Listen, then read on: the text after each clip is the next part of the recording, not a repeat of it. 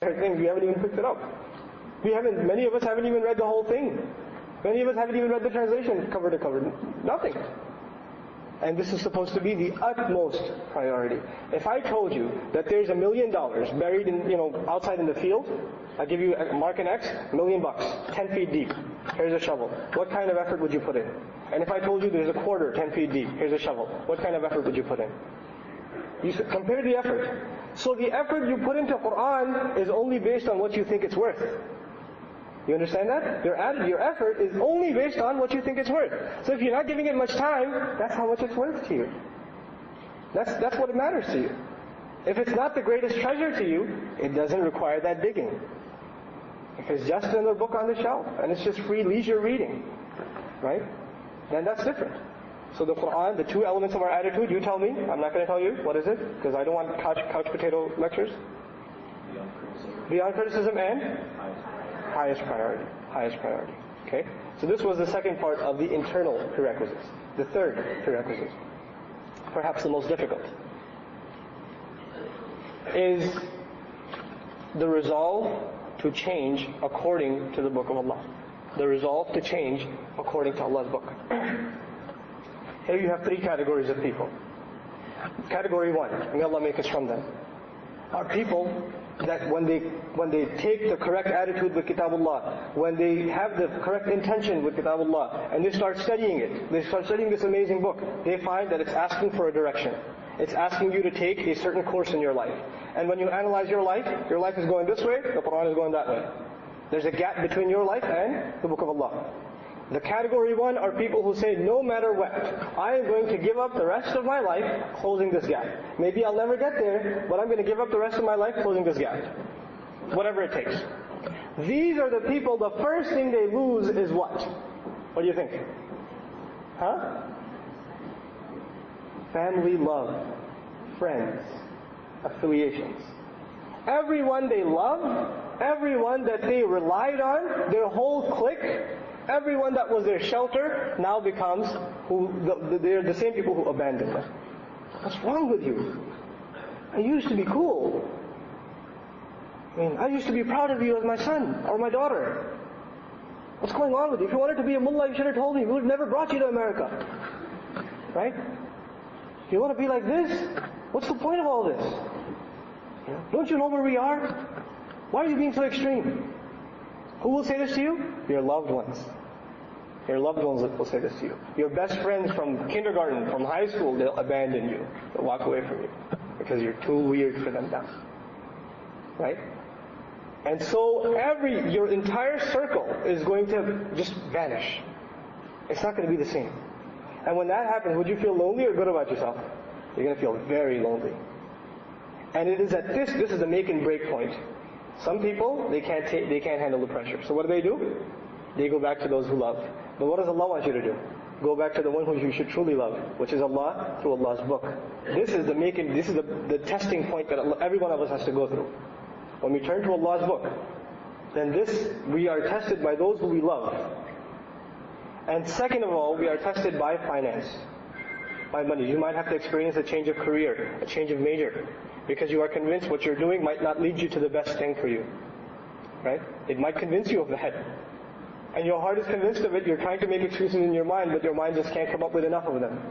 So it might mean some serious consequences. When that changes, it might change who you were planning to marry, or which neighborhood you were planning to live in, or what you were planning to do with your life. It might shatter your parents' dreams. It might shatter your dreams. It's pretty catastrophic stuff.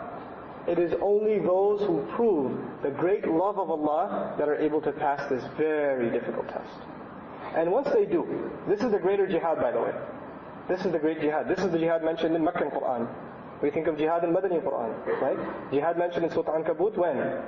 When the pressure from parents was mentioned in the early, Surah Ankabut, right? وَمَنْ جَاهَدَ فَإِنَّمَا يُجَاهِدُ لِنَفْسِهِ. At the end of Surah Ankabut, وَالَّذِينَ جَاهَدُوا فِينَا لَنَهْدِيَنَّهُمْ سُبُلَنَا. I'm not going to translate because I want you to feel that. Okay? So, these are the people that after they've tasted the sweetness of loneliness, and they turn only to the Book of Allah, and those who have turned to the Book of Allah for counsel, they will experience the miracle of the Quran. The miracle that is not in science or in balagha or anything else. The miracle that is in Qur'an's guidance. The miracle that their hearts will finally reach contentment. The miracle that they will find a way out for them when they couldn't imagine one. وَمَنْ يَتَّقِ اللَّهِ يَجْعَلْ لَهُ مَخْرَجًا وَيَرْزُقْهُ مِنْ حَيْثُ لَا يَحْتَسِبُ. These are the people. They're going to experience the sweetness of guidance. They're going to experience Allah making a way out for them where they couldn't even imagine it. Only because they turned to Allah. And when they look back, they won't be able to explain by any formula how they ended up where they are. How everyone told them, you're not going to make it if you go this route, and they made it. Nobody will be able to explain it to them. This is Allah's favor on these people. May Allah make us from this first category.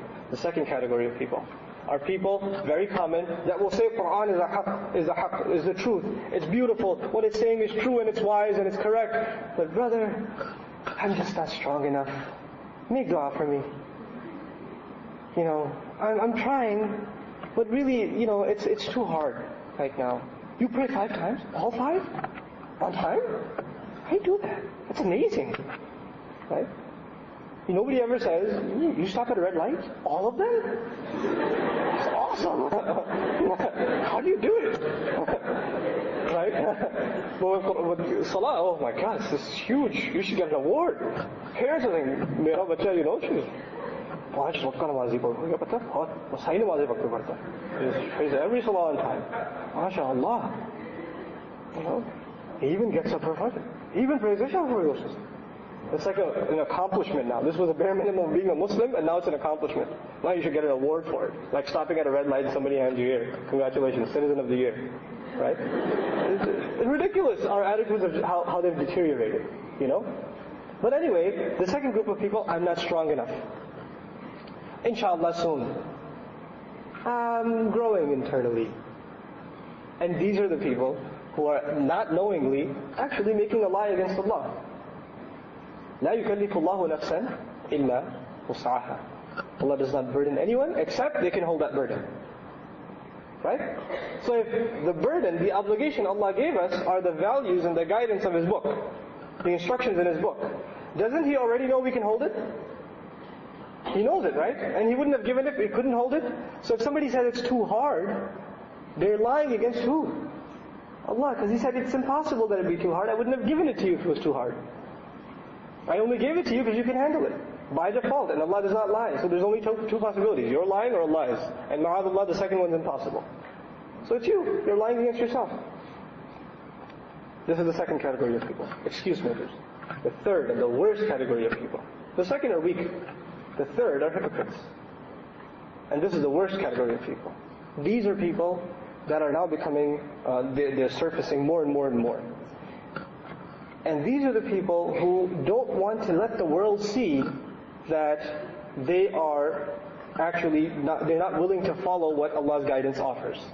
But they want the Muslim community to think that they are actually sincere. So they want their image to be maintained while they don't want to practice anything. Okay, but they want their image to be maintained. So what do? They come up with very creative solutions. They come up with things like, oh, you know what? These scholars and these companions, they had a very male chauvinist understanding of Islam. And they were, confined by their time, and Qur'an is eternal guidance, so we are actually the first ones to correctly understand Islam and the Qur'an.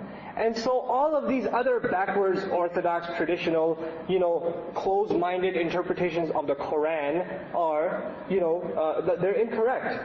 And the way they'll do this, of course, when you say this, you sound like the champions of the Qur'an and everybody else is a villain, right?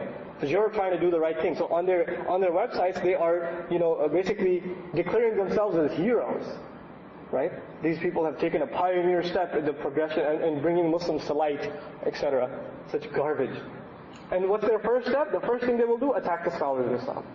So they'll go after Bukhari, rahimahullah. They'll go after Imam al-Qurtubi, Imam Ibn Kathir, rahimahullah. They'll go after them.